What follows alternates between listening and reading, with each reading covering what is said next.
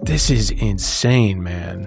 Probably one of the most crooked morticians I've ever heard of, as well as this funeral home called the Lamb Funeral Home. And he looks at the dead as just money and flesh. This is the disturbing story of David Sconce. By the 1950s, the Lamb family business was really going strong. And in the 80s, Lawrence's daughter, Lorianne, and her husband, Jerry Sconce, became the new owners. And while Lorianne and Jerry ran the business, their son, David Sconce, would end up running the cremation services. One day, David's then wife, Barbara, remembered David coming home with this little styrofoam cup that had the letters AU written on the side of it. She later found him in the garage with the cup, and this is what he was doing. He was cracking teeth with a hammer to extract bits of gold. If you know, AU on the periodic table is gold.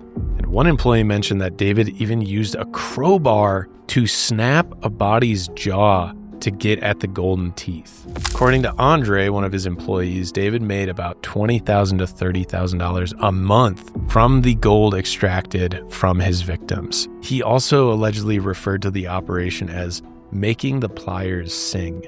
I mean, if this case wasn't already disgusting, here is where the case really, really gets disturbing. So some photographs had been uncovered from the search warrants that showed odd operations being performed on the bodies. And officers first thought they were photographs of some sort of embalming process. But the coroners later confirmed that the photos were of surgical operations to actually peel back skin and remove tissue and even organs.